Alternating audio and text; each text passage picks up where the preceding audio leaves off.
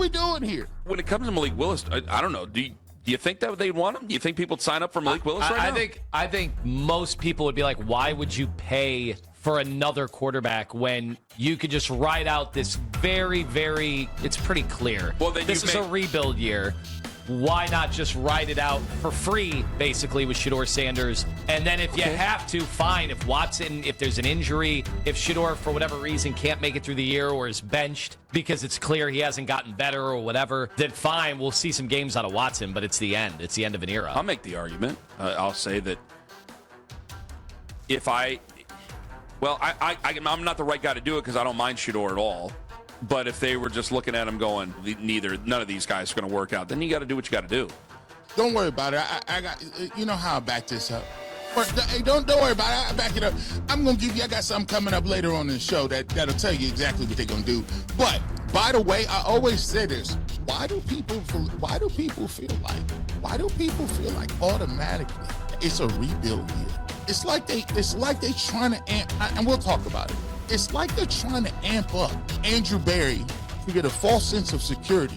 Cleveland media insider G. Bush just went live on air and called out Kay Cabot, Jason Lloyd, and Ken Carman by name, flat out accusing them of being part of an anybody but Shedeur movement that's actively working against the Browns franchise quarterback. And once you hear what Andrew Berry said about Shedeur Sanders and Baker Mayfield back in 2020, you're going to understand exactly why G. Bush is right. But before we get into Berry's exact quote and why that one statement should put every quarterback debate in Cleveland to rest, you need to understand why local media keeps pushing Malik Willis, despite the fact that the man has done absolutely nothing in this league. G. Bush broke down the economic incentive structure that rewards controversy over accuracy.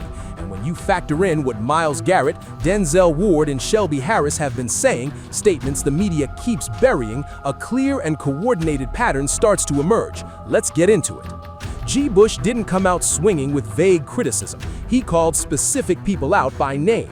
He said Kay Cabot, Jason Lloyd, and Ken Carman are running a straight-up campaign against Shedeur Sanders, and his exact words were brutal. He said these media members would rather have the guy working the register at Walgreens starting at quarterback for the Cleveland Browns before they'd give Shedeur Sanders a legitimate shot with Todd Monken. That's not a collegial disagreement between sports personalities. That's a direct accusation of agenda-driven coverage, and G. Bush came with receipts. Let's start with the Malik Willis situation, because this is where the media's credibility completely falls apart. Ken Carman was recently on air acting genuinely unsure about whether the Browns should pursue Malik Willis as a quarterback option.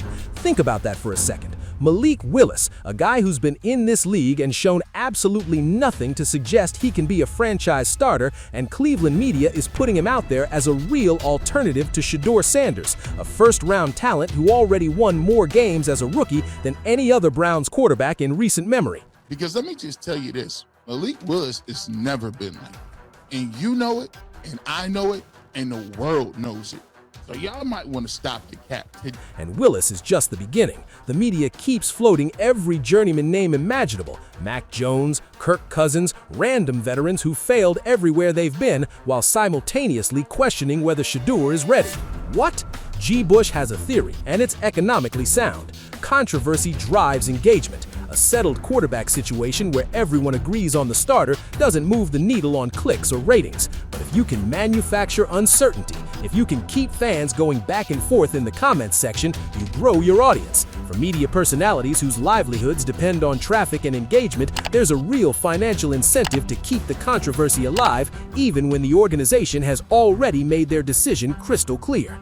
Andrew Berry been telling y'all what's been going on for years. Andrew Berry has been telling you. Now, last week, this is about a 2-week program. Mm-hmm. And so what we're going to do is we're going to say this. Andrew Berry, we can't play the audio, right? But Andrew Berry has been telling us from day one what's on his mind. The Cleveland Browns continue to tell you what's on their minds. And people just disregard it. Now it's okay. If your opinion of a certain pecking order at quarterback, or your opinion on what the Browns should do at quarterback, have at it. That is your opinion. You are entitled to it. That's what makes sports talk great. But the point that I'm making is, just because that's your opinion doesn't mean it's necessarily accurate based on what's going on and what the Browns are saying. And that's exactly why Andrew Berry's interview is the smoking gun here. Because Berry didn't hint, he didn't speak in code. He drew a direct parallel that removes every ounce of ambiguity about what this organization is doing. Berry sat down with Nathan Zegura for an official Browns interview. Not a leaked comment to some reporter, not something said off the record at a podium. An official organizational video that the Browns themselves published and put out for the world to see. And in that interview, Berry said something that should end every quarterback debate happening in Cleveland right now. He talked about the 2020 draft and what the Browns' philosophy looked like when they had Baker Mayfield as their young quarterback. In 2020, when we got here, our biggest priority was surrounding, our young quarterback Baker Mayfield at the time with as much as possible to make sure that the offense could get off the ground. Now, we had a very patchwork defense at the time, and going into 21, it was obvious to anyone who had any, two eyes watching football where our investments would be. I think we're in a similar spot here, just with the opposite sides of the ball. So let me translate what Berry just said in case it's not completely obvious. In 2020, the Browns built their entire offense around their rookie quarterback, Baker Mayfield. Right now, in 2026, the Browns are doing the exact same thing, building around their young quarterback on offense, while the defense is already elite. So who is that young quarterback Berry is talking about? Deshaun Watson is 30 years old. He's not young, he's not a development project. Berry specifically said they brought Todd Monken in because of what he can do with young quarterbacks.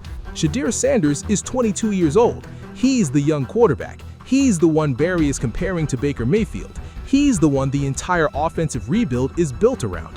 And yet somehow, Cleveland media is still acting confused about who the starter will be, still throwing Malik Willis's name out there, still manufacturing a quarterback controversy where there isn't one.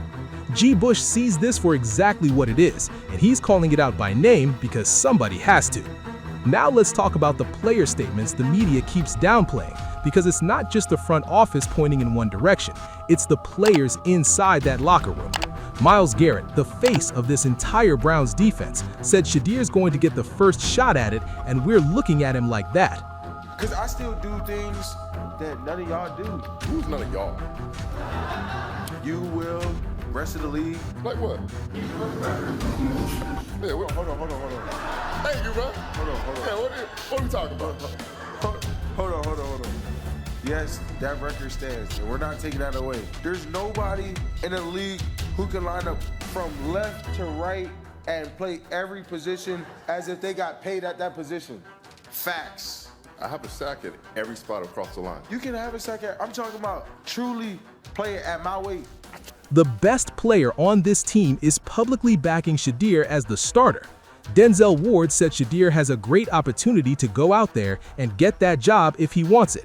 Yeah, that's not a decision made, but I mean, we got guys still on the roster that, that is going to provide good competition at that position. So looking forward to seeing that happen, and let the best guy win. But I think we got a lot of talented guys still in that room that can compete, but he's definitely in a good position to get that starting spot if he wants to go get it. That's another defensive leader co-signing the plan. Shelby Harris called Shedeur a locker room leader and said we're all behind him. That's a veteran with zero obligation to go to bat for the rookie, doing it anyway. And Quinshon Judkins, Shedeur's own running back, talked about how much the guys believe in him and praised the chemistry they've built on and off the field. How is it having Shedeur as QB1? Man, it's fun. Shedeur is, he's a great talent. Also, he's got a good personality. He's fun to be around. Me and him are very attentive to detail in practice. Nice. 4 different players, 4 different position groups, all saying the same thing. This locker room is locked in behind Shedeur Sanders. And none of that shows up in the media coverage. Instead, Browns fans get daily speculation about Malik Willis or Mac Jones or whatever veteran name is generating the most clicks that particular day. G. Bush's point is simple. When the GM is comparing you to Baker Mayfield in 2020 and saying the entire offensive strategy is built around supporting the young quarterback, when multiple Pro Bowl players are publicly endorsing you, when your own running back is saying the locker room is all the way in, the debate is over. The only people still keeping the controversy alive are media members who need the uncertainty to survive. Now let's talk about what Andrew Berry said about Todd Monken specifically, because this is another piece of evidence that completely tears apart the Watson might start narrative. When Berry was asked why they hired Monken as head coach, his answer was clear and direct.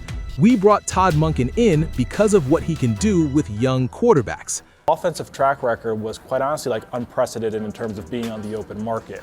Pro, college, mobile quarterbacks, limited quarterbacks, star quarterbacks, air raid system, power run game. It's very rare that you can find a coach that doesn't have a system, but is truly fluid in adapting it to the personnel. Young quarterbacks, not veterans, not proven starters, young quarterbacks who need real coaching and real development to reach their ceiling. Deshaun Watson is not a young quarterback. Watson is a veteran in his 30s whose best football is behind him, regardless of what that contract says.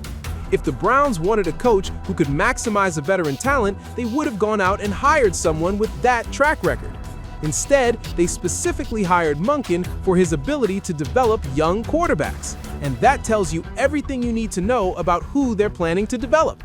Shedeur Sanders. But Cleveland media keeps acting like this is some complicated puzzle, like Watson is still in the mix, like there's real competition when every single organizational statement is pointing in the exact same direction.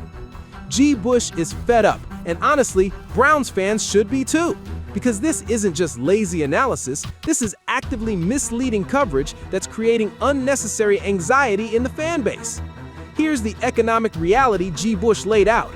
There are 3 ways NFL teams acquire talent: draft picks, cap space, and player trades. Each one is currency. Each one has real value. The media keeps suggesting the Browns should spend draft capital or cap space on veteran quarterbacks who've already proven they can't be franchise starters. Malik Willis would cost money even if he doesn't cost picks. So you telling me if you don't believe that you're gonna make the playoffs with Malik Willis and it's only gonna cost you money, ain't gonna cost you picks. See, what you guys don't understand is picks and money are capital. There are 3 ways. Let me once again, I keep having to break it down the economic way. There are 3 ways in which you can make your team better. There are 3 ways in which you can acquire talent. 1 is via draft. That's wasted resources that could go toward building the offensive line or adding weapons around Shedeur. And the reason the Browns can't just move on from Deshaun Watson isn't a football decision, it's a cap reality. His guaranteed money makes him virtually impossible to trade. So he stays on the roster while the organization builds around Shedeur. That's not speculation, that's the financial reality of how NFL contracts work. Anyone pretending otherwise is either ignorant of how this league operates or they're deliberately misleading their audience. G. Bush also made a key point about credibility. He reminded viewers that he was calling out quarterbacks like Caleb Williams and Carson Beck before anyone else even raised an eyebrow. Week 1 of college football, he was already saying those guys weren't it, and the season played out exactly the way he called it. He did the same thing with Arch Manning, said the hype didn't match the tape, and again, he was right. So when G. Bush says Cleveland media has an agenda against Shedeur Sanders, he's earned the right to make that claim. He's been right about quarterback evaluation over and over again, while the mainstream media kept missing the mark.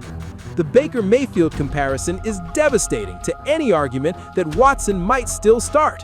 In 2020, the Browns knew Baker was their guy, so they invested heavily on offense to build around him, while the defense still needed work. In 2026, the Browns know Shedeur is their guy, so they're investing on offense to build around Shedeur while the defense is already elite. The parallel is exact. The situations mirror each other. And Andrew Berry drew that comparison himself in an official team video. For Cleveland media to keep playing dumb after that statement is either incompetence or flat-out intentional misdirection. G. Bush is arguing it's the latter, that there's a coordinated anybody-but-Shedeur movement among certain media personalities who simply refuse to accept the organizational reality. And the evidence backs him up.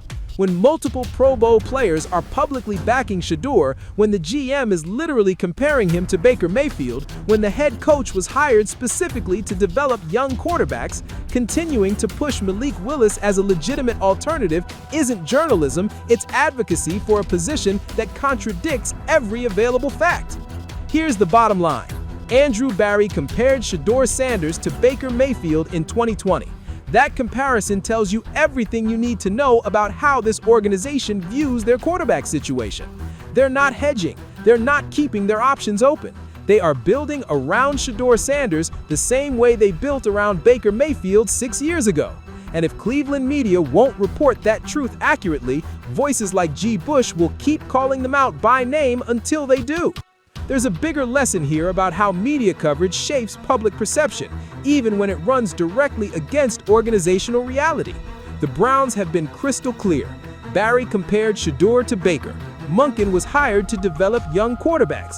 Multiple players have endorsed Shedeur publicly. But if you only consumed Cleveland sports media, you'd think the quarterback situation was genuinely up in the air. You'd think Malik Willis was a real option.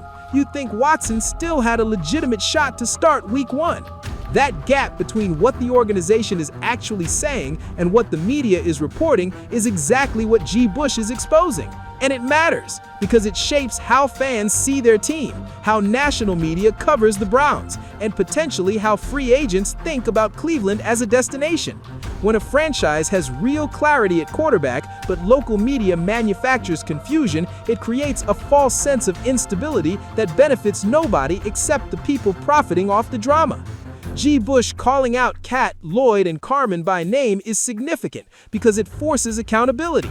These aren't anonymous critics firing off bad takes from behind a keyboard. These are specific people with real platforms, actively choosing to ignore or downplay clear, direct organizational statements. And until that changes, until the coverage actually starts reflecting what Barry, Monken, and the players are saying, G. Bush will keep pushing back. Because somebody needs to give Browns fans the truth instead of feeding them manufactured drama.